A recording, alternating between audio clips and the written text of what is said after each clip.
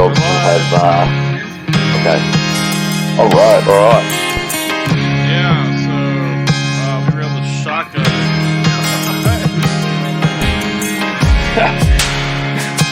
Okay. So we're definitely live again. Yep. Okay. Once again, my mind's gone a blank. We were talking about the foot. What about asking questions? Have you got any of those questions written down?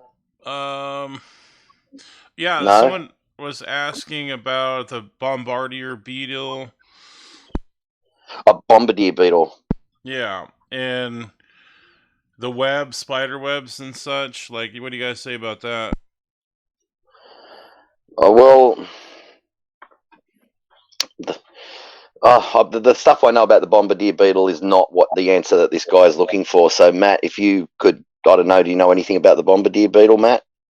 Is that the dung beetle? No, the bombardier beetle, the one that squirts out like red hot liquid. Two different types of liquid come out of its rear, and as they come out, they mix together, and then they turn into this really hot, volatile, acidy type liquid, and kill their predators, basically. Right. Oh, or yeah. Scare them off. I know what you mean now. Yeah. Incredible creature. I mean, yeah. Usually the chemicals are designed to kill insects. I don't think they can hurt humans, so it's extremely acidic. Yeah. They can drive dogs away and all sorts of predators. They can drive mammals away and everything, so not just insects. They kill the insects, but yeah. It actually lines up with the Bible. Something I was saying the other day, because the people say, "Oh, look at I think it's Leviathan that can shoot fire out of its mouth." I'm not sure. Well, look at the bombardier beetle. Look at the way it shoots. Now, it's not inconceivable to think that a creature in the past had a similar thing to the bombardier beetle, where it had two different types of liquid stored inside of its body, and as it came out of its, like two, say, tubes under its tongue or next to its tongue, that these liquids mixed as soon as they got out into the air, and then, they started to incinerate in the air. That's not, well, because the bombardier beetle proves that could have been possible, and you won't be able to tell that from any fossils that you find, because that would have all been soft material, that like soft fleshy material that would have been storing and operating all of that stuff. So so these things in the Bible, when they say about the bombardier, about the breathing fire and stuff like that, these dragons, because there was no dinosaur. The word dinosaur wasn't invented until 1842. So when people say that, and another thing they always go on about the Bible is a thing that it really annoys me about the unicorn all the time. There's so many atheists. They bring up they show a picture of a flying horse and pretty little coloured flying horse and say and laugh, ha, the Bible talks about unicorns. The Bible just mentions the unicorn as being a massive creature, very big and powerful. So. And it says that God brought the people of Israel out of Egypt with the strength of a unicorn in the KJV. Right. So, when you've got these one-horned creatures in the fossil record that can get as big as, say, it's just a giant, like that guy was saying, a giant rhinoceros, basically. This giant rhinoceros, they could get as big as a woolly mammoth, and they had these massive horns on them. So it's a similar sort of thing like to the bombardier beetles and all this. But I don't think that's answering the question of what I think he wanted a question answer in evolutionary terms, but I can't really think of anything.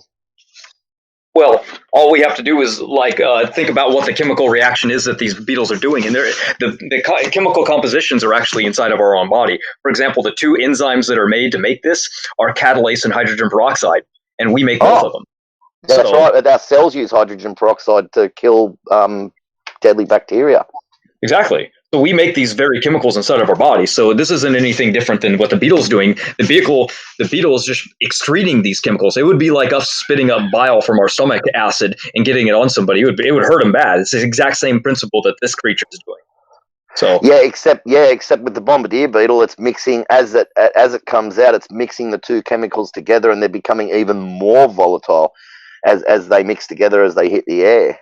Exactly. Yeah, exactly. The chemical reaction is like 100 times faster, or even more. So. Yeah, it's incredible. It's an incredible creature, but it sort of goes to show that there could have been fire-breathing animals in the Bible. But there was another question in there too. Hey, look, Standing for Truth is in the comment section. Yeah, it's live. Somebody asked. But Standing for Truth is here. What's up, man? Yeah. What are you doing? You coming in Standing for Truth or what? And Praise, you said there was another part to that question? That was just about the bombardier beetle. Oh, that was it? Yeah. And the spider webs. He said in the spider webs. Oh, yeah. Spider webs. Yeah, he said, what do we think of spider webs? Spider webs incredible stuff, but you'd have a better take on spider web probably than me. I think it's amazing stuff. Yeah, I don't know very much Isn't about it it. Stronger than steel? For the thinness of it. Way stronger. Way stronger. If steel was the anyway, let Matt say it. Go on, Matt. You say it. When you look through the scope of a gun and you're looking at that straight line to line up your shot, that's the Black Widow's web. That's what they use. It's extremely powerful. Wow. Yeah. Extremely strong. Yeah, like the same thickness of steel is like I think it's 100 or 1,000 times stronger than steel. That's incredible. And then they're trying to mimic it. Scientists are trying to mimic the chemical composition of it so they can make it themselves, because if they could make this stuff, mate, if they made ropes out of this stuff, their strength would just be just off the scales. You could tow a planet with this stuff. Yeah. But my evolution, it evolved that strong web. Yeah, well, it's impossible. How did it evolve that through small, slight, successive changes? It takes multiple things to work in conjunction with each other, and each one of probably, I'd imagine, I don't know for certain, but I'd imagine that there'd be a lot of those components to that, the way that spider produces that web, that without one of the components, the whole thing wouldn't work, sort of thing, like irreducible complexity. Yeah, exactly. I don't know much about it. I've never really looked into it, but I will look into it now that they've mentioned it. In fact, I think there's companies out there trying to reproduce or engineer what spider webs or with the spiders' organs, whatever, to make that. Like, it's incredible stuff going on. Yep. Any more questions? No, but we have memes. Yeah. All right, we'll put up the memes. Did you know that spiders can actually use their webs to fly? Matter of fact, usually the first inhabitant of an island is a spider, because what they do is they make a web and they throw it up into the air and they jump on it and they follow the wind. Unbelievable. Yeah. Crazy stuff. Yeah, I've seen that. They use it like a sailboat, and just sail off and fly along with their web. Yeah. Oh, that's like there's one thing I want to mention. The what do you call it again? The monarch butterfly. The monarch butterfly. Now this thing it travels 2,500 miles over, I think, 4 generations. One of those generations has a genetic thing in it to make it live like 5 or 10 times longer than the average lifespan. So it can make the journey, and it knows. Hey, did I lose you? Oh, Jason cut out. Sounds like epigenetics to me, though. I'll text him. Make sure he knows he's dropped. I dropped. There you go. I know I've dropped. I can hear you. You're back. You're all right. You're all right. Oh, that's weird. It's asking me to enter the broadcast studio again, and that's weird. Now it's saying I'm backstage, but I'm in the actual broadcast. That's bizarre. I wish they'd hurry up and fix these phones up. Their phones are getting better. They will fix these problems up in the future, but yeah, probably wouldn't even been able to do this on an older version phone. I like your meme that you got up for everybody. Yeah. Yeah. It tells me I'm waiting backstage. Is that right? I don't see how. No, you're in. That's weird. And it's telling me here that I'm backstage and I can't see anything. What I'm going to do is I'm going to drop out. I'm going to drop out completely. Hang on. Go ahead, Praise. You start doing some memes. We'll wait for him to get better. All right. So you can see evolutionists say you don't understand evolution. Well, translation. I, as a believer in evolution, cannot believe that you don't believe in an in-depth theory with no physical evidence of a universal common ancestor, pan prior, or a mechanism for unobserved macro evolutionary change like I do. So I just claim you don't understand it. Look at this tree, like There's that's mythology, man. Look at it. I mean, that's a if anything, that looks like a pagan tree. yeah, there's the slime at the bottom. I like how the dinosaurs right there. Yeah. There we are. There we are on the top right. Stupid. Yeah, and like when it comes down to it, though, we're no more. We're just as worth as the slime. So Exactly.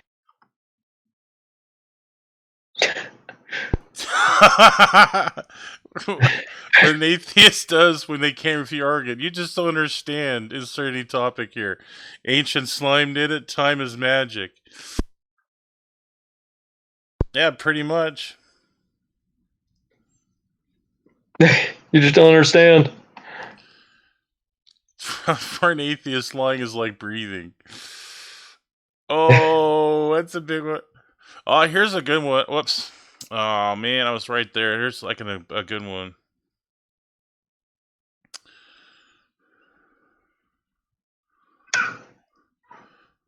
With the abiogenesis we were talking about last night.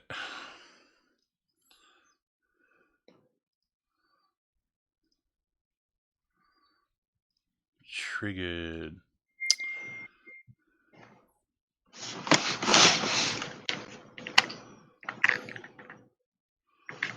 Alright, here it is. So, the myth of abiogenesis dealt another crushing blow from atheist evolution poster boys John Skotzak's paper in RNA. Self-replication is retracted, and you can see evolution retracts key study and origin of life. And embryogenesis is forever impossible. Sorry, atheists. I mean, it really is. We were talking about that last night. The barriers, like it's just too many barriers. Yeah, for sure. Oh, hey, Praise. He says, you have to add him in. He's stuck in the backstage. It's weird. Oh, now I'm back in. Yeah. Never mind. That is very annoying. Your daily dose of reality. Yeah. So here's your daily dose of reality. Magical morphing slime from ancient past does not exist. Magical morphing ape slime mold. Evolution is fictional. Adaptation's real. Atheists are just a loud minority. Yeah, they're real loud about it. They'll even make books like what's that R.J. Downard? Yeah, he can't go 2 sentences without promoting it. Yep. Yeah. Like I was. Yeah, sorry. Oh no, I was just gonna go ahead. Keep going on about the monarch butterfly. 2,500 miles, travels over 4 generations. One of the generations, it lives like 3 times its lifespan, the normal lifespan. The genetics tell it to live 3 times longer because it needs that time to get there. It flies over an open ocean with no landmarks whatsoever for it to see. There's times when it's night or there's cloud cover and they can't see the stars, so they can't navigate by any landmarks or stars. So and then they know exactly where to go over all this time. And then the hardest thing of all for evolution to explain is that it's got 2 different body plans in its genome, and it goes into a cocoon, and it basically all of the cells except the brain and one other small organ die completely and liquefy. So it goes into cell death. The cells liquefy and then it reforms into a completely different creature. Now, you're going to tell me how evolution did that via small successive changes over millions, lots of small successive changes over millions of years. Impossible. They all have to be in place at once. They can't, one can't evolve from the other. It just couldn't. I know how they'd imagine, like, oh, maybe this thing just started flying and wandering, and and they can only survive on milkweed, and they can only, there's just so many things that just show that the monarch butterfly, any butterfly really, especially the monarch, is just goes against evolution. There's so many evolutionists try to use the monarch butterfly as proof of evolution. I just sit there gobsmacked and say, "Are you kidding me?" I know, right? Like, Yeah. which came first? The fig wasp or the fig tree? The fig tree can't exist without the fig wasp. The fig wasp can't exist without the fig tree. So when did they evolve it differently? I'd love to know. Yeah, well, the fig wasp. That's right. I mean, there's other symbiosis. I think a termite requires I can't remember what it is. There's something, but there's lots of them. These symbiosis in nature is amazing, but there's so many things like the flagellum on bacteria, and what the evolutionists say is they say, oh well, we've knocked out all these different parts of the flagellum, and we ended up with a, oh, I hope that hasn't dropped out again.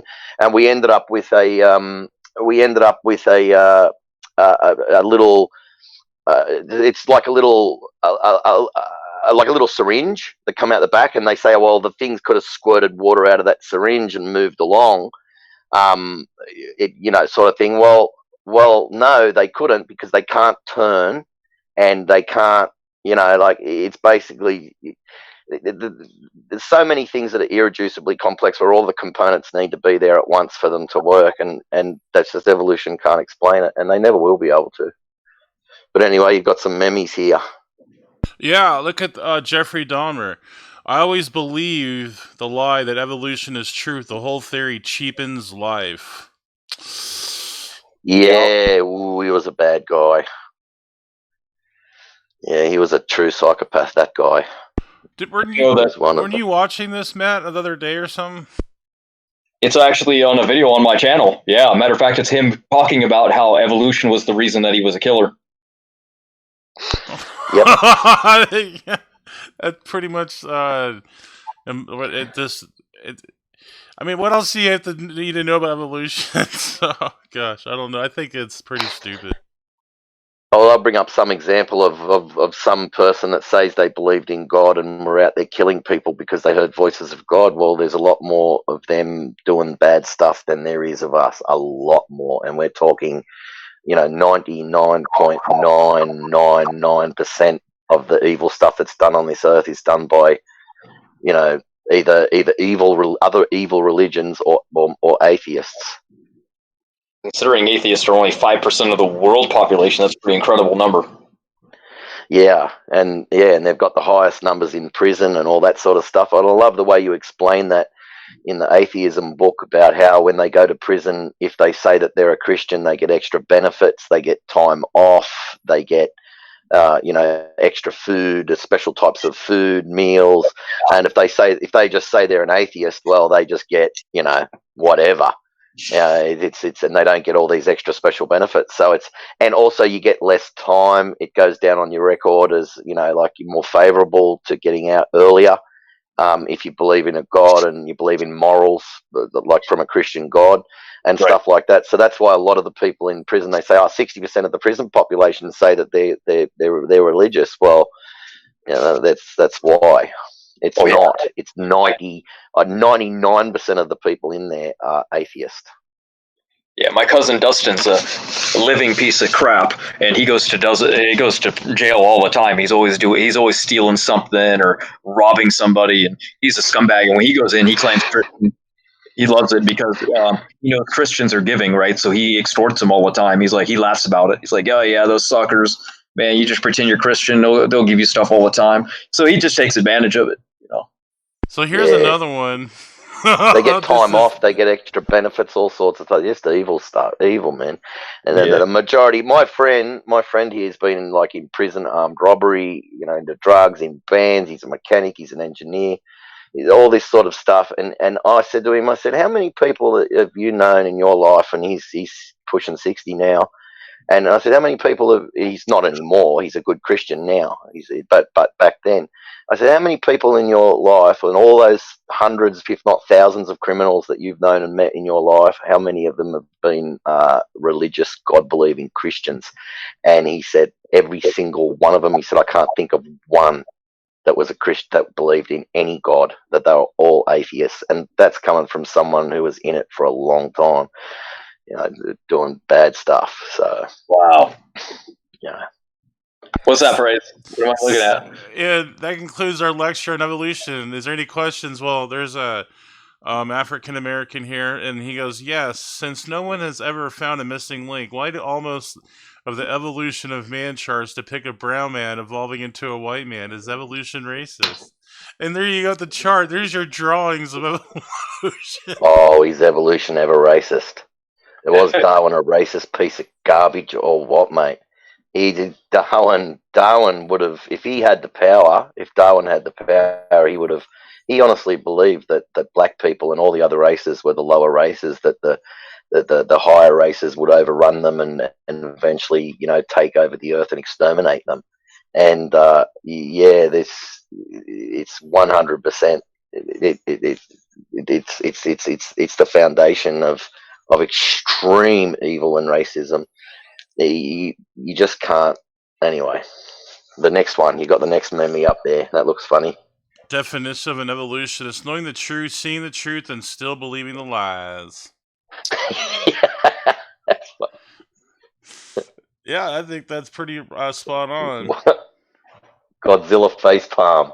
What Godzilla does when evolutionists refuse or ignore that dinosaur blood has been found, blood lasting 80 million years, give it up, evolutionists. Godzilla facepalm, that's right.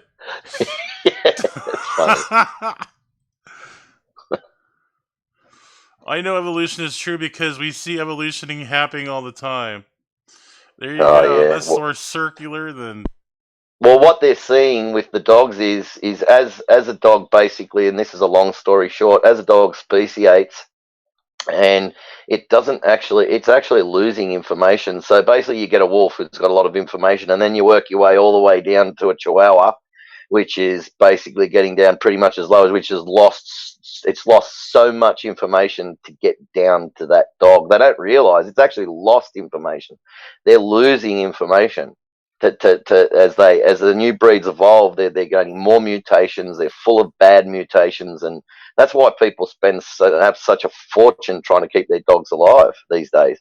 If you could go out into like my uncle, he got a dingo from the top of the Cape York Peninsula, which is basically a wolf. And this thing, and I'm not kidding you, was the size of a large German Shepherd, and its teeth were as long as your middle finger. Its front two canines. People think dingoes aren't that big. Rubbish. It was as long as your middle finger. Its canines, and this thing, he was a giant dog, and the large dogs don't usually have long ages. He lived till he was 18 years old, I think, and 18 or 19, and he just died peacefully in his sleep. He never got cancer, and he just lived all of his life, and he was a healthy dog all of his life. And so, that's basically going back to the wild. But you get these domestic dogs like I've got, and you just spend absolute fortunes trying to keep them alive. They've got so many mutations, and it's bad mutations, not good. There's nothing beneficial going in there. They're actually losing and just going down and down and down and down and down until you get all the way down to the Chihuahua, which is just so full of mutations it would blow your mind, and not good ones either. And they're not. There's nothing evolving. It's not evolving. They're not. Speciation isn't evolution. It's going downhill as they speciate, and that's what they don't seem to understand. Well said. But here, I want to see what you guys think about this. How do we get from a single-cell organism to a 6-cell organism when there's no such thing as a 2-celled, 3-celled, 4-celled, or 5-celled organism? Oh yes, that's a good one, because they've actually got cells fossilized in rock. They've got fish embryos, and you know how small fish embryos are, right? And they can see the structure of the embryo inside the fossilized fish embryo. I mean, there's no way. they say that these things couldn't have been preserved or fossilized. Rubbish. If there was a 2-celled organism or a 3-celled or a 4-celled, they could have been preserved and they could have been fossilized, because we have fossilized bacteria and we have fossilized all sorts, have fossilized jellyfish, for crying out loud. I mean, go have a look at a jellyfish, how soft it is. You can fossilize a jellyfish, you can fossilize everything. There's also an article that I've got from an evolutionist. It's from a peer-reviewed paper and from a citation. And this guy talks about, he's looking at this fish and all of its cells in the entire fish body, its gut, its heart, its lungs, its everything are all perfect. He can see the structures, the sort of like, he can actually see the cell structures and cells and in the eyes and stuff like that in this fossilized fish. And he said he did tests, he put it up into a laboratory and he put it under all different conditions, some under hot, some under cooler conditions, whatever, and they all decayed within a week. There was nothing left that could have been thing, and some within hours the cells started to break down even. So he said that fish would have had to literally fossilize within, I think, 2 or 3 hours for it to be as well. And that's coming from an evolutionist. That's not a creationist. That's an evolutionist from a citation, and I've got it, and I can post it when I find it later. I'll post it in the comment section, and you just watch him talking about this. And so, fossilization can literally happen if you got the right conditions, the right minerals, and whatever. Fossilization can happen like that, like in an evolutionary billionth of a second, basically. Doesn't take thousands or hundreds or days even. It can happen in hours. So, I mean, we have living fossils that are supposedly 300 million years old, and so which do you believe? No need to evolve over 300 million years, which is ridiculous because the whole theory is based on mutation and natural selection. That comes back to the hamster. Oh yeah, the hamster didn't evolve for like 54 million years because it likes being at the bottom of the food chain and preyed on and torn to pieces and eaten and having its family members eaten in front of its eyes. It loves living life like that. So that's why it didn't need to evolve. Stasis is rubbish. These things have to go through different temperature, temperature fluctuations, all sorts of different environmental changes over those millions of years. I mean, look at the coelacanth. The coelacanth's supposedly been around for 300 million years. Come on. Don't even try to tell me in 300 million years the ocean's temperatures haven't changed or this environment hasn't changed multiple times in major ways. They tell me in that time that they had one event where all the oxygen was taken out of the ocean because of this volcanic eruption, and it warmed the ocean so much that it blasted all the oxygen. All the oxygen went out of the water, because we know that colder the water is, the more oxygen hold. The warmer it is, the less it can hold. So it blasted all the oxygen out of the water. And so how did this coelacanth survive this? And second of all, they say that's their explanation for why there's so much pyrite on the bottom of the ocean, or fool's gold. There's so much fool's gold or pyrite on the bottom of the ocean, and they got no explanation for it, because pyrite cannot form in the presence of any oxygen at all. It needs water, but completely oxygen-free water to form, apparently. That's coming from Aaron Ra, so wow. That could be, rubbish. But, so this thing, so that's their explanation for all the pyrite on the bottom of the ocean, is basically this massive, and for the bottleneck at that particular time, that wiped out most of the life on Earth, including the bacteria and everything, is just it's all fairy tales and fantasies. Yeah. And they say they've got evidence of this because we've got this here and that there. That they could just make up anything, and people wouldn't. I mean, are people going to get on a plane, fly to the country where they say here's the evidence, and go hire giant machinery like T9 dozers and dig down in the ground and go and look for themselves? No, they're not. So they're lying because they want money, basically. Exactly. And here's a good meme. After eating, you can see a dog, how it's degrading into a poodle. Like, there's a big gray wolf here. Well, there you go.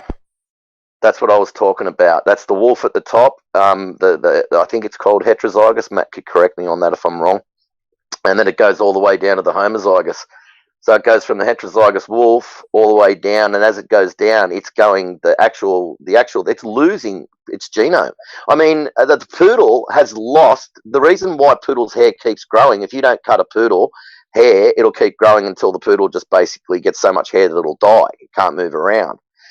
That's because it's lost a part in the stop codon region that tells the hair to stop growing. It's not evolution, it's devolution. They're losing all the way down. All the different dogs with all their different problems are from loss. So you're losing your way all the way down. I mean, okay, people say there's the Great Dane, and what about the Great Dane? That's bigger than a wolf and all that, and all the Mastiffs. Well, they've got very short lifespans. Large dogs like that, incredibly short lifespans. I mean, go look at the size of a wolf. A wolf is so big.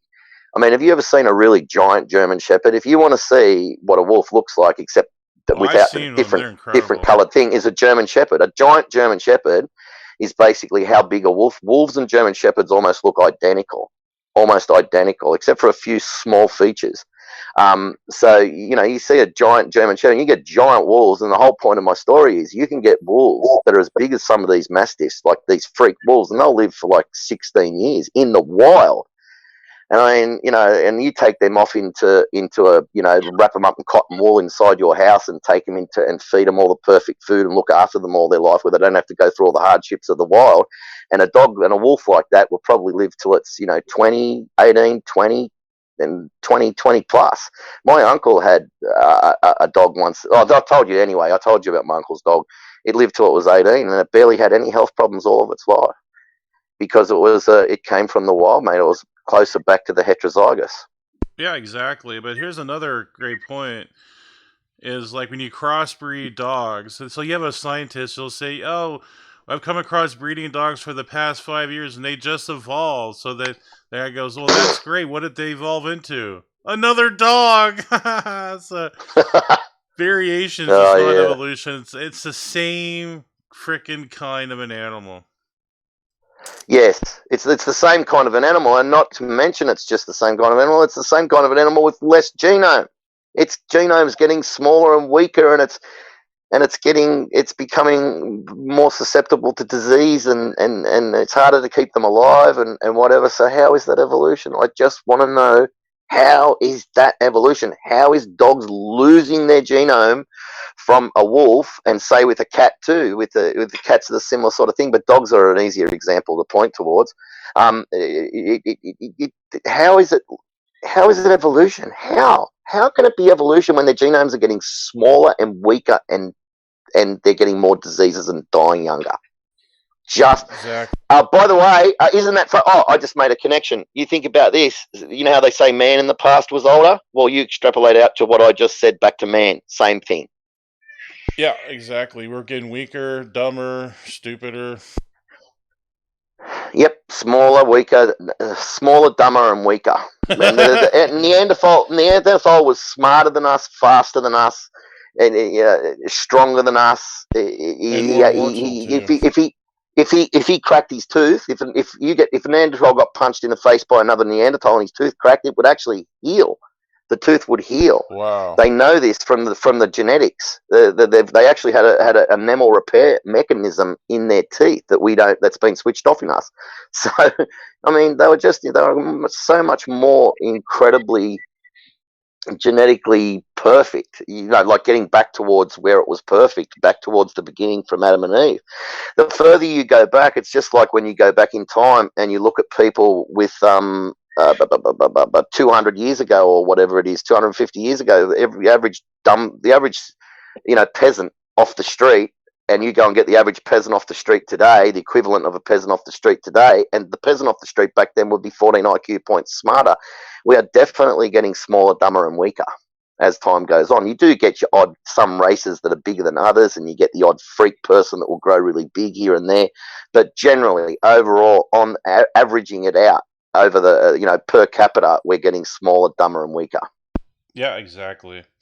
And more evil and vicious, and with our brains going downhill, and our intellect and our ability to reason, is going downhill. Morality is breaking down, and people will start doing more crime, and just more things, evil things will happen. So the Bible's right.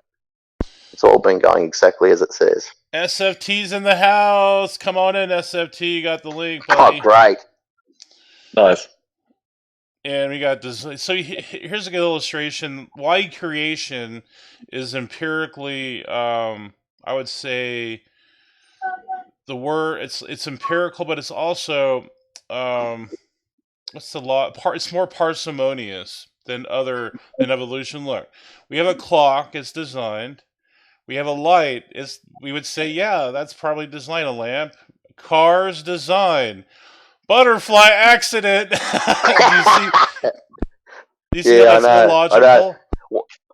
One cell in that butterfly's body. If you blew it up to the size of a city, you'd walk around in there. You'd see more amazing, complex stuff in there than you'd see in a city. So basically, it's more complex than a city. And yet that just happened by accident. They can say anything. RNA markers in clay, and like Luca was saying the other day with whether he's developing this polymer. And I'd really loved to have let him to find out where he was going with that, because I knew he was going to get somewhere where I could really attack that, but I can't really say anything about it because I don't know exactly what he meant by I'm developing a polymer in the lab and that's proof that evolution blah blah blah. But how's it proof? I wanted to know, because he's a smart man, but he's just not very good at English. If we were speaking in Italian, well, no problems. But it's very hard for him to articulate in English, and I would have really, really loved to have seen where he was going with that one, because it's just evolution anyway. It's just not going to happen. It's just a load of rubbish. There's so much evidence out there against it.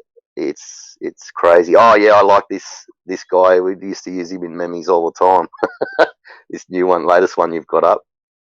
You know the Dos Equis guy. I don't often do something, but when I do, so we would have Dos Equis saying has a lack of explanatory power, check, question begging, check, naive acceptance of presumptions, check, contradictory evidence, check, circular reasoning, check, self-contradictory axioms, check, intolerance of alternatives, check, long history of fraud, check, experimental bias, check. Yeah, I mean, predetermined philosophical commitment, check. Hidden political agenda, check. Open anti-religious bigotry, check. Manipulative debating practices, check. Shallow scientism, check. Non-falsifiability, check. But when I do, it's for the above list. Yeah, it's hilarious. Yeah, no, they want to believe. They just want to believe. They want to believe, and it's true. They say, "Oh, I don't want to just believe because for my sin." Rubbish. I was an atheist for quite a while. I believed and lost my faith when I was 10 and so on. And I know how atheists think, because mate, look at me, mate. I've been out to that many parties and partying all my life and drinking and doing all sorts of terrible things and not highly illegal things or anything like that, but just destroying. And I know how atheists think. I know how they think. They want their sin. They don't want there to be a God. I even remember thinking, oh, thank God the Bible's not true, or I wouldn't be able to go out and drink the way I am and do the stuff that I was doing. I've actually thought stuff like that. So I know how they think. They're just life. They're lying when they say, oh, it's just a lack of belief. It's not about, wanting our sin and wanting to do sin.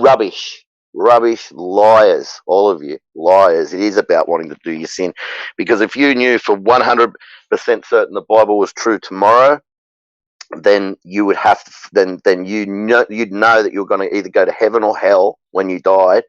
And you'd know that if you weren't a good person, or tried to be as good as you possibly could, then you're gonna, or believe on the Lord Jesus Christ and change your life, then you're gonna go to hell. Then you're gonna make changes in your life. And I don't care. A lot of people say, I wouldn't dare make changes if I knew God was real 100%. I wouldn't change a thing. Yeah, you liar. You liar. You liar. You want to go to a place that's jet black, pitch black, liquid darkness, where the flames of the light is consumed by the darkness. Sorry, the light of the flames is consumed by the darkness instantly. That's full of millions upon millions, of even billions of malevolent, hate-filled creatures that just want to tear you to pieces and torture you. Yeah, I'm sure that you're not going to make any changes, you idiot. I mean, you imagine the worst fear. You imagine the worst fear that you've ever had in your life. You know, when you've walked out, someone's jumped out behind you, and go, ah! Like that, and you've just like this bolt of fear. Well, people that have died and actually been to hell, and some of these people have been documented in American hospitals where with atheist doctors, and they've been to hell and they've said that they feel the pain that you feel in hell is more acute than the pain you feel here on earth. If you put your hand over a flame on earth, it'll be more intense in hell, and yet your flesh can never be fully consumed down there. So you can be burning and tortured, and you just keep regenerating and tortured and regenerating. And okay, people say that's a terrible God that does that, but the simple fact is that you made the choice to be separated, and you're just going to a place that's full of other hate-filled, malevolent creatures. That's full of heaps of hate-filled, malevolent creatures that were like you. So, Yeah. you know, you're going to that place for a simple fact that you've denied God and you've let go of thing, and you didn't want to be with him, and God created that place for Satan and his angels. He created that place because they wanted to be separated from him. He said, fine, you want to be separated from me, I'm going to create a place that I'm going to completely separate myself from, that I have nothing to do with. I'm out of it, and I'm going to put you there, and then you can live. Then I'll leave you to your own devices, and that's what hell is. Yeah. And Good point. basically, what Matt's explanation in his video is a good explanation, but that's also sort of true too, that people make their decision to be separated, and when they make their decision to be separated from the light, the only alternative is darkness. Yeah, death. But here is another thing too. If you guys heard that Darwin's Tree of Life, there's even New Scientist magazine said they're wrong. It's been axed down, cutting down Yeah, the Tree of Life. There's no such thing as a Tree of Life.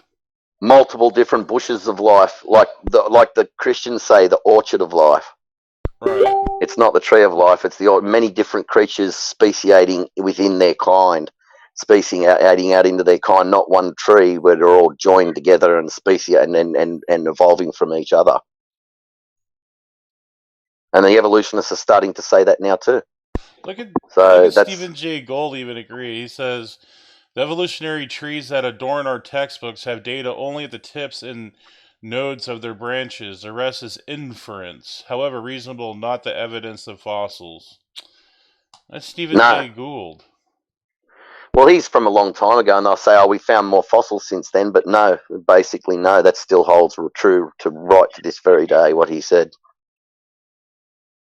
Stephen Jay Gould also said the mutation selection mechanism is dead, and Stephen died 22 years after having said that and never having found anything better, and searched all of his life for something, and he couldn't find anything, and they still haven't found anything. And now they've got epigenetics coming in to it, and epigenetics just kills the mutation selection mechanism. It just kills it even more. They're basically running on the smell of an oily rag, mate. The evolution, it's only just being held up by all the people who love their sin out there. I wouldn't call them dumb. I'd call a lot of them actually very intelligent and very smart. I call them dumb just because I get angry. But yeah, anyway. Yeah, I mean, then you have evolutionists tell us, well, there's no way to test kind. Like you guys are just making that up. Well, the same holds Matt true. can answer that one. For species. There is no such thing as species. There's no formation that we could say that constitutes a species, and so they're being one-sided with that. Of course, they're gonna be tilted or swayed to their beliefs, but then and then also criticize our beliefs. I think that's a double standard there. Yeah, I want to hear what Matt has to say on that one as well. What do you say to that, Matt? Oh yeah, this species thing is they have 30 different species concepts, and I challenged R and Raw to go ahead and give me your definition, and I will counter it with another one. So therefore, you can't say that you're mad that we can't define I'm a going to kind. laugh a lot, so I'm going to put this.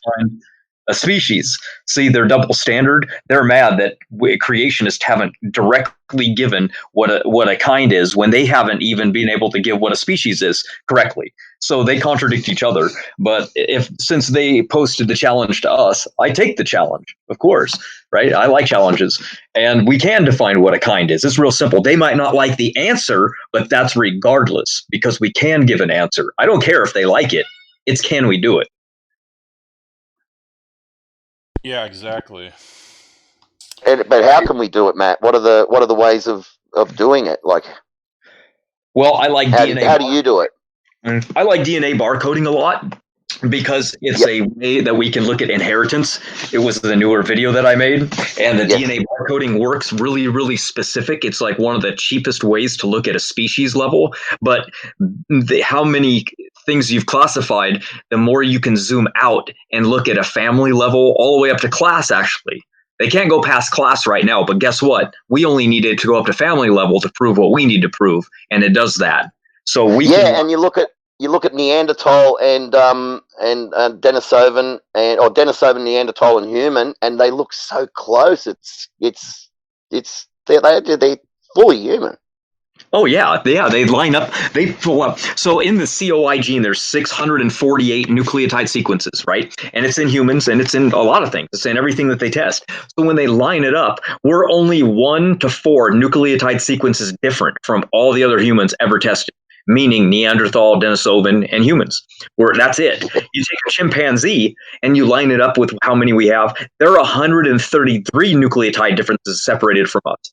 Now, if you want to know how to do the math to find out what percentage that is, you take 133, you divide it by 648, that's how many nucleotide sequences there are, and then you multiply it times 100. Guess what that gives? Over a 20% difference between us and them. You can't have a difference. There has to be less than 12% to be related. Wow, that's incredible. So what else? We have orphan genes. We have those are taxonomically restrictive. We have zygote fertilization that we can look at. There's multiple ways we can define a kind now. So I like using all of them. But the newest one is that COI gene because the barcoding really specifically. It does. Yeah, it's really good. Yeah, it does. You can see it so clearly. It's when you look at it and you compare it, like when you put the humans and then the ape together with all of that, like you had the Denisovan, the Neanderthal, the human, and the ape, and you just look at the ape, mate, and you just go, oh, come on, there's no way they're even close to our kind. I mean, they could be a bloody fish or an ant or an insect or something. You know, the barcoding is that radically different. Exactly, and they need it to be really, really, really, really similar. And you can even take their quotes from it and say, what makes something related? What makes it as much related as it can? The guy that said specifically, I think he said, it has to be less than 12% to be related on a level. So anything outside of that isn't related. It's that simple. So that's what's really cool. That's what makes it so destructive. What do you got up there, Craig? Yeah. If you guys know who Carl Woese is, he's kind of known in the science circles. The illogical atheist, he calls himself. Yeah, and even he says the anthropic principle extends to biology and chemistry. So, hint, isn't the anthropic Isn't the anthropic principle only life, the law of biogenesis or something? Only life can create life or something? I don't know what it is. Life appears to be to have some type the result of like it's a purpose, or it's like it's like some type of teleological principle. Like there's some type of purpose. I see what you mean. Yeah. Like there's like fine tuning and such, but I mean that's Carl Woese even admitting that, and he's an atheist. Nice. Yeah. Here we go. Scientific facts in the bio microevolution. God made each kind of the Earth's animals. For instance, there are over 1,240 species, over 210 genera, but one single kind, bats. In Noah's Ark, animals were taken after the kind, therefore it wasn't necessary to take 1,240 pairs of bats. They could simply take one single pair. Yeah, could I just say something about kinds too? God didn't know. I mean, sorry, Noah didn't have to know about kinds. Only God needed to know. God brought them all the kinds to Noah, and he didn't need to know, and we don't need to know. The Bible's about having a relationship with God. It's not a scientific textbook. If it was a scientific textbook and had all of the science that the evolutionists wanted, it'd be about 200 million pages long. You know, it's like it's already 1,200 pages long. It's a way to have it's a book on. It's an instruction manual on how to have a relationship with God. Basically, it's not there to. Only God needed to know what the kinds were because he brought them to Noah. Noah didn't have to go to university for 20 years to learn about all the kinds and then go out and have another 200 years to round them all up and bring them back. Exactly. God. Yeah, he's not running around picking animals up and running them around. Yeah. So kind of, it's just the evolutionists say, oh, you don't even know what a kind is, and it's just a way of them when they're backed into a corner of trying to get you babble on about stuff that nobody's really interested in, except Matt seems to make it really interesting. Is the way he's these barcodes and the way he writes it in the book and everything. It makes it really clear and really interesting. You'd have to be. I mean, nobody's going to understand everything that he writes in the books. That he means standing and whatever and writing the books, but they're going to get the general idea from most of it. And if you need to ask a question, well, I'm always here, and I'll study it up to save. I don't just run to Matt all the time. I try to work things out for myself, and then if I can't, I go to Matt, because the more I ask him and the more I learn, then the less I have to ask them and the less that they have to do. So I try to take some of the load off Matt too, because he does a lot of work.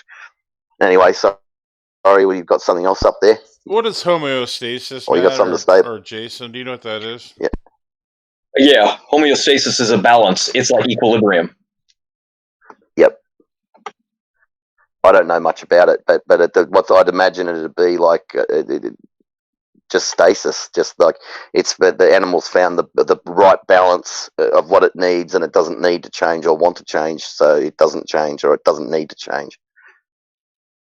Oh, that's another thing about change over time. The different environmental fluctuations are supposed to be what causes change. Different foods, different environments is what causes change in animals. But like I said, the coelacanth, like I said before, the coelacanth has been around for 300, I think it's 280 to 380 million or 280 million years. It's crazy.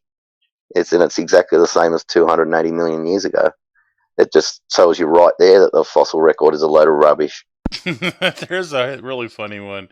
Where did all the new DNA come from? And you have a fish buying some DNA from the DNA store. I was thinking of becoming an amphibian, so I'd like to order some DNA for a set of lungs, some DNA for some legs. I mean, that's really what it comes down to, though, when you listen to this evolution garbage. Yeah, it's crazy. Coming soon for DNA for wings and warm blood. Yeah, I want to fly. Yeah. Oh, yeah. It's just, it's all imagination. The sad thing is there's so many evolutionists out there, like I was, that don't have a clue what evolution is and just believe everything they're told, and they'll go out there and argue to the death with creationists to prove them wrong. Here's a funny one. You had the fish inside the water, and there's a dead fish on land, and they're saying he said he thought he was turning into an amphibian. That's hilarious. That's funny. Yeah, I mean, this is what evolutionists say, that the fish thought to themselves that they needed legs, and then they grew legs. Yeah, it was a lobe fin fish. It looks like a little bit like the coelacanth, that picture of the one dead on the land. It's got the lobe fins, and it's going, I've got they're a little bit like legs, or maybe I should try to claw her out of the water and see what happens. Dead. But that's like reality, though. We've got lobe fin fish today. We've got all of the oceans full of lobe fin fish. You got fish that look like frogs, that stand up on their front haunches and their front legs, and they look like their front fins look like legs, and they stand up and walk around on the bottom of the ocean, and they're fully fish. fully fish. And if they, let's say those things were extinct, just think right now. Imagine all those lobefin fish that walk around on the bottom of the ocean that are absolute 100% fish. Imagine if they were dead and extinct and in the fossil record. What would they say about it?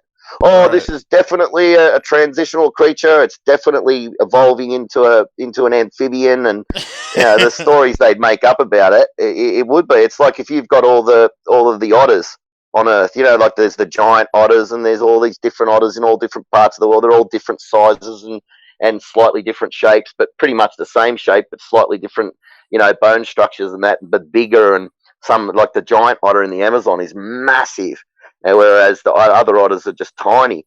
And then if all otters were extinct today and they had all these different otter skulls or skeletons, what would they be saying about that? Oh, this otter's evolving into this or that, and then they'd find some other animal that looks a little bit similar to an otter, and then they'd go and get that skull, and then they'd put that beside that and say, oh, well, there you go, that's the next step, but there's a missing link in between here, and we'll probably never find it, but we'll put this out into the public, and everybody will believe it, and all the evolutionists will swallow it hook, line, and sinker.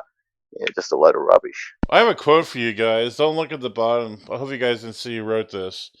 But here's the quote. Without a doubt, the modern machinery of the cell, the replication of DNA and protein synthesis, it has all the characteristics of a highly advanced, specially designed equipment. So who do you think said that?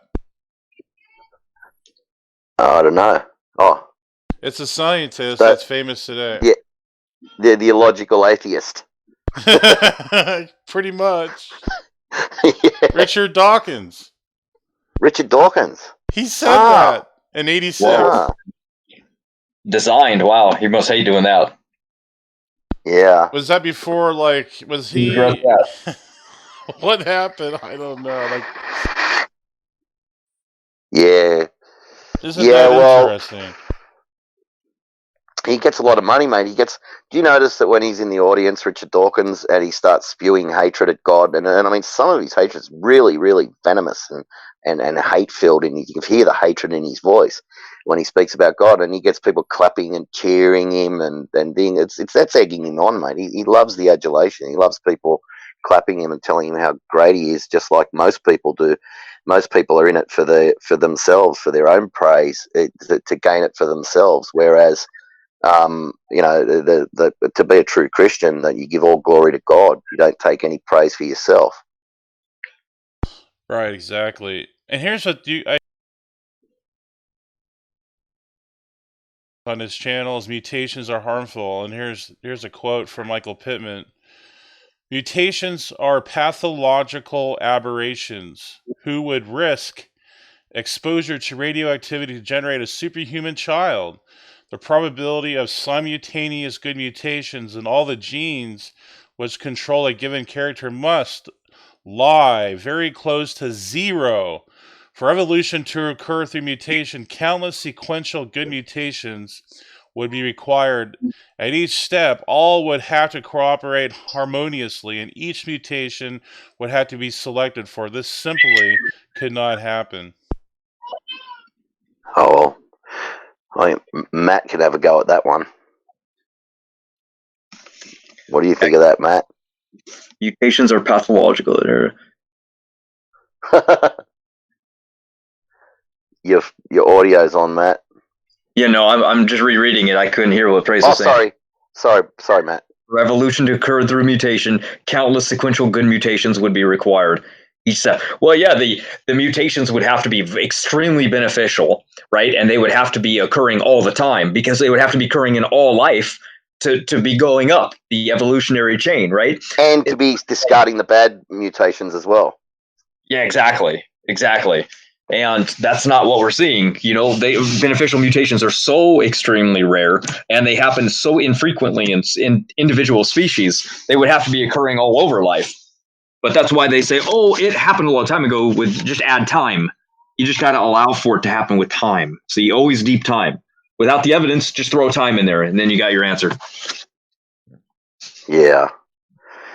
Yeah, well, it's time makes the problem worse, because the genomes, and then when we talk about the genome breaking down too, these bottleneck theories. How many bottleneck theories do the evolutionists have, Matt?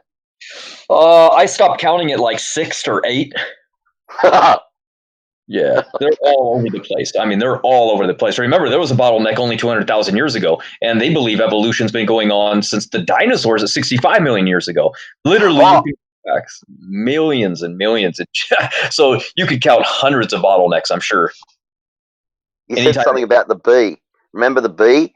You said they said, oh, this has got to do with the bottleneck, as you know. I said the bee's not dying from changes in Earth in the temperature changes. It's changing. It's dying from a thing called a varroa mite. We haven't had the varroa mite in Australia, and now it's got into Australia, and the bees are all starting to die. And wherever there's no varroa mite, the bees thrive, and wherever it gets in, the bees die off. So it's got nothing to do with warming.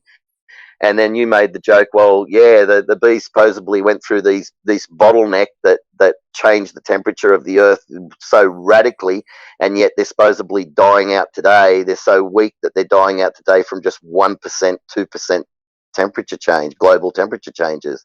It's just all lies, all fake, made up. So exactly. I might have some different quotes from the Cambrian explosion. Now, people, I mean, you've heard of population genetics, right? And the waiting time problem? Yeah. Oh, that's that. Yeah. Well, I mean, the waiting time for just a few successful mutations would have to be taking hundreds of millions of years. However, the Cambrian explosion only happened within a 5 to 10 million year window, as Stephen Meyer, Paul Chien demonstrating their peer-reviewed paper on the Cambrian. So, when you guys look at this picture here, refers to the explosion of life when many of new body plans suddenly appear in a geological blink of an eye, 10 million years. I mean, that's what population genetics would say, you know. Yeah. I mean, how did they develop compound eyes with incredibly complex compound eyes and brains and digestive systems and all of that in that small amount of time? When we look at the current mutation rates today, and if you work them out, I mean, you'd be waiting for a chimp to turn into a man. I think it's 97 billion years. At that or something ridiculously huge like that. The mutation for a chimp to turn into a man. From say a 10% difference or whatever it is that he says that Sanford says that the current mutation rates, it would be looking at 90 something billion years for a chimp to turn into a. So yeah, this Cambrian going on in this. They used to think it was 70 million years. Actually, I just saw Aaron Ra do a video the other day about the Cambrian, saying that it was 70 million years long. He obviously hasn't heard one of his latest videos. He obviously hasn't heard that it's not 70 million years anymore. They're thinking one evolutionist scientist in China is saying he believes it's probably more like only 3 million years. Unbelievable. But there's evidence there to say that it's only 3 million years long, because of the size of it. So how did all of this happen in 3 million years? So they have to cling to more than 3 million years. So you're never going to hear about that. And it requires hundreds of millions of years in population genetics. But here's another thing. 19 to 35 phyla made it in their first appearance, too. That's a lot of phyla.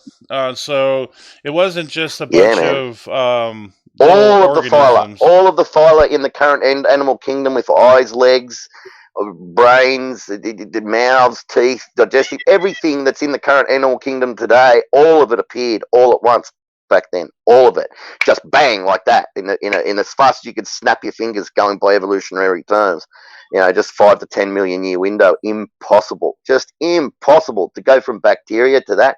And then you got the part in, I think it's Pakistan. I saw on Matt's stuff, or I saw Matt say in a video where it's upside down. Or Standing for Truth or someone. It's completely upside down, isn't it, Matt?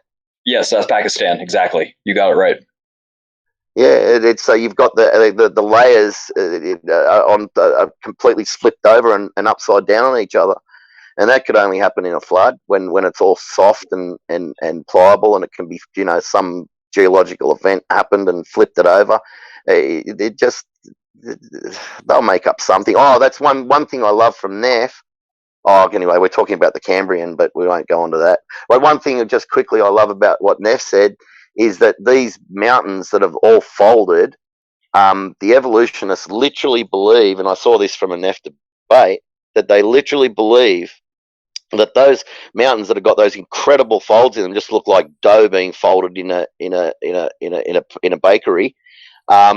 They believe that rock was up at the surface because it was sedimentary rock, and originally, and then it went down 20 miles down deep into the earth because it had to get down at least 20 miles deep for it to be hot enough. Then it got formed and bent and flipped over like dough in a pastry shop, and then it got transported back up to the surface again. That's what they believe. Here's something that's how retarded.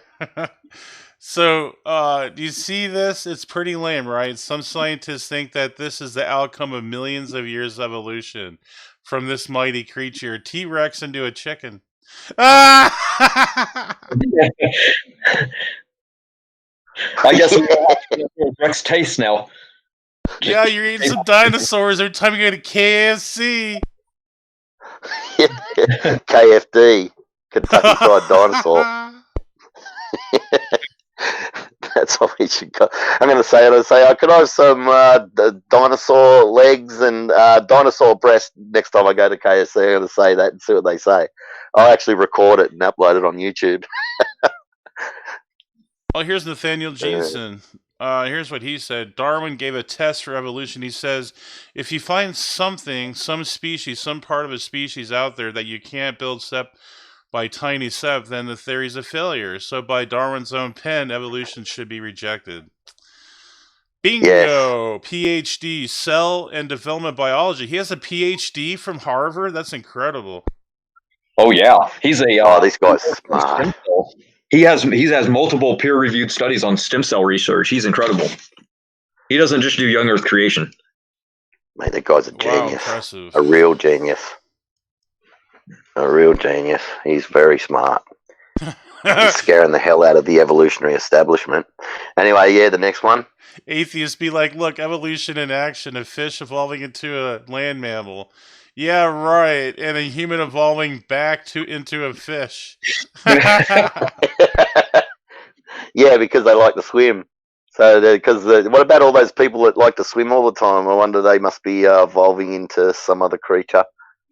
Right, because it's evolution in action. Yeah. You creationists are a bunch of dumb apes. And then the creationist says, and you evolutionists are special creationists of a loving God. Do you see the difference, though? Like, we have more to offer, more substance to offer. Yeah. And you evolutionists, yeah, like that. That's true, man, isn't it? That's so true. Praise, you could answer that one. That's right up your alley. That one.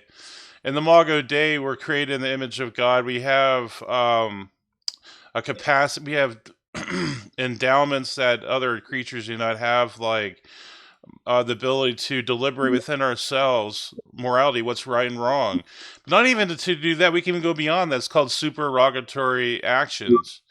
And supererogatory actions mean that we can go beyond what is considered like just general kindness or general being politeness.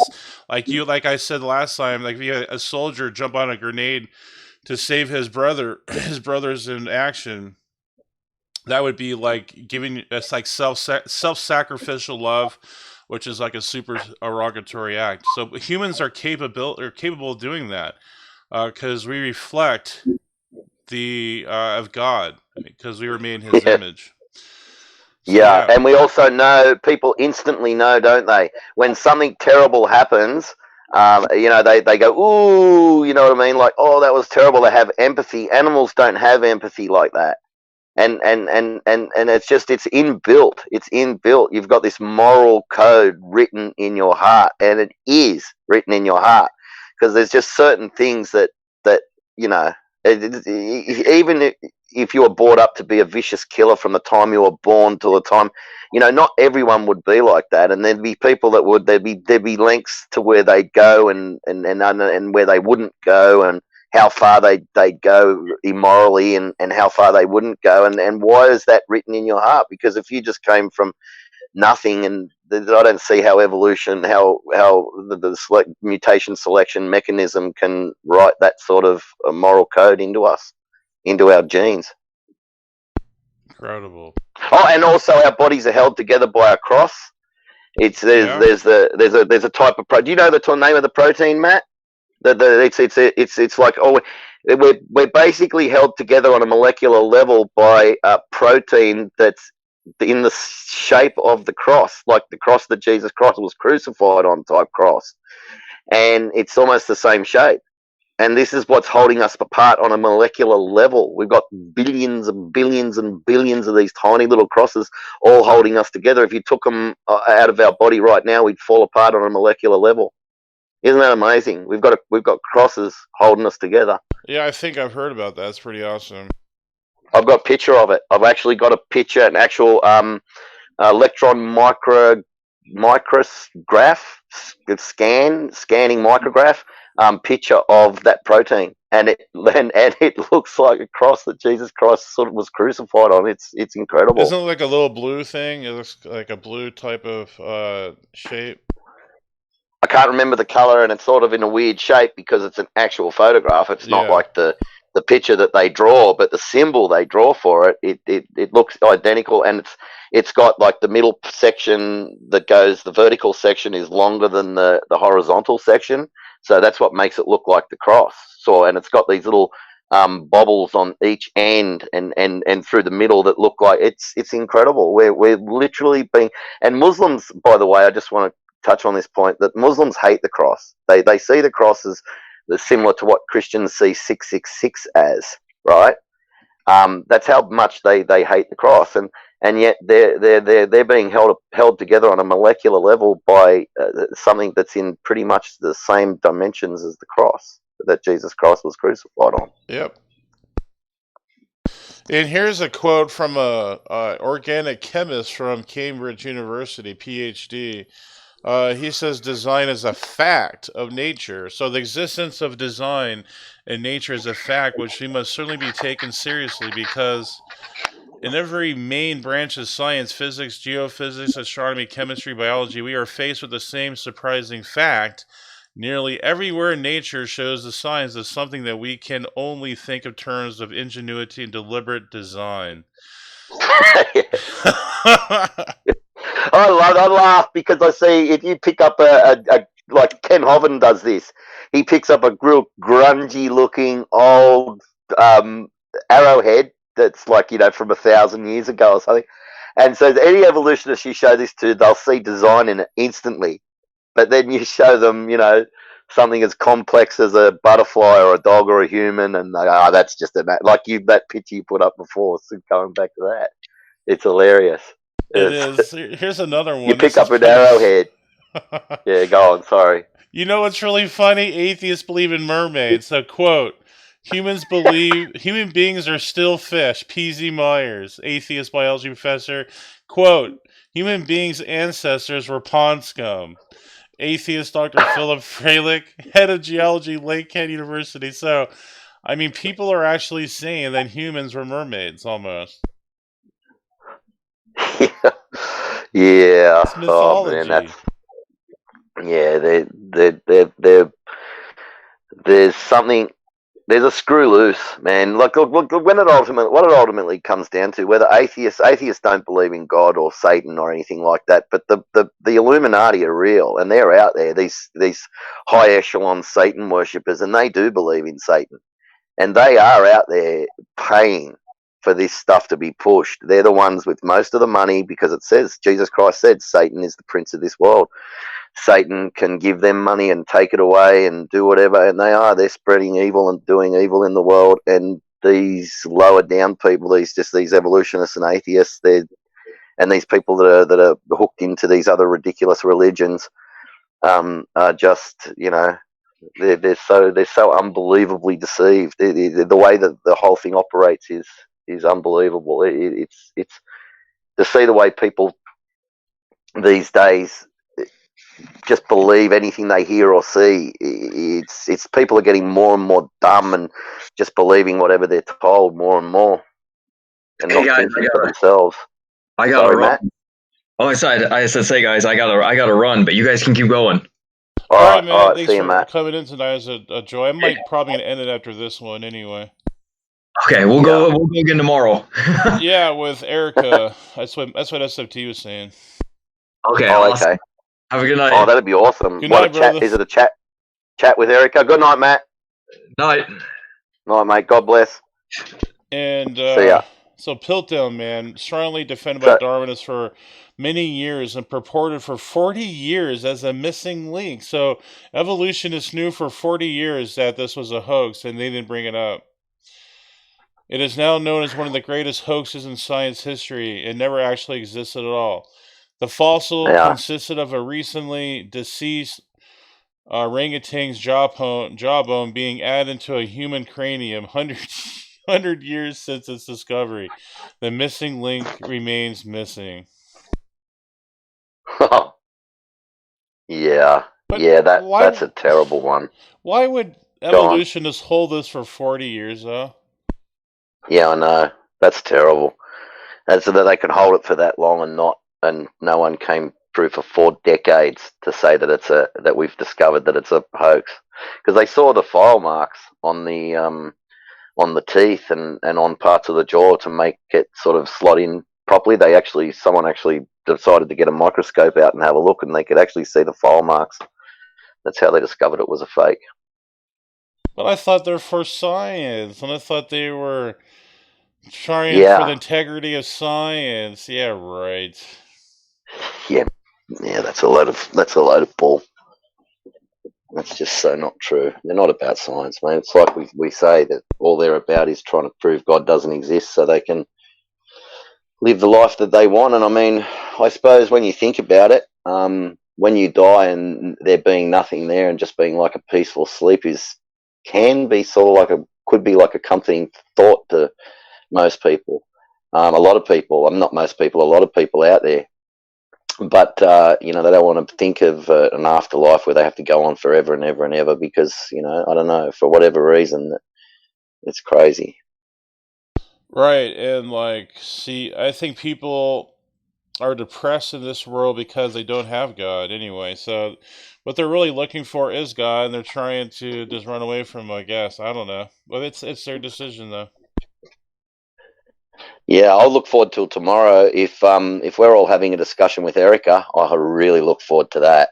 That's, I mean, you know me, I'll be polite and nice, but no, I mean, she'll actually. SFT's going to talk about Erica. Okay, all right, that's a good idea. What the debate that G-Man and Erica had today?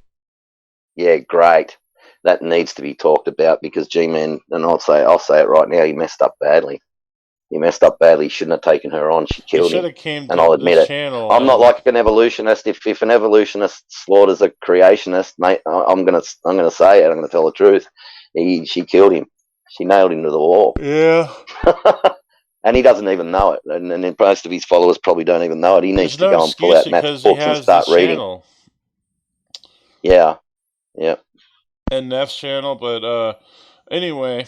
I mean, I like the guy. Don't get me wrong. I'm not saying I've got nothing against him. I really like him. I'd like to get him onto our team. I like him a lot. Absolutely. I love G-Man too. Yeah. G-Man's awesome. I'm not saying I've got anything against him. No. He has a lot of courage, and I think maybe sometimes too much courage. Yeah, good on him. Yeah, he does. He's and I like watching him sometimes, and he gets up there and gets in people's faces and all that, and sort of enjoy it. But it'll be that's something I'm really looking forward to. That's something I was hoping we'd be doing today, but I suppose standing for truth and needed time to prepare to go through and Matt too, to go through the video and have a look at it and see what was said and where they can pick her apart, which is probably just about everything she said they can pick her apart on. I could pick her apart on most things she said. But yeah, it'll be interesting. I'll be looking forward to that one. Yeah, Well, I'm going to say good night and God bless everyone in the chat. Good night, Jason. It was a pleasure having you in here. I love you have a lot. You have a lot to say, and that's good stuff. I appreciate it. Yeah, thanks, mate, and same to you. I love listening to you too, Praise. I've begun to appreciate you a lot more over the time. At first, I didn't really like a lot of what you said, but it's not that I Appreciate it. agree with everything that you believe in biblically. But I just like the person that you are, who you are. Thank you, and likewise. And we'll say good night and God bless everyone. We'll talk to you later. Bye bye.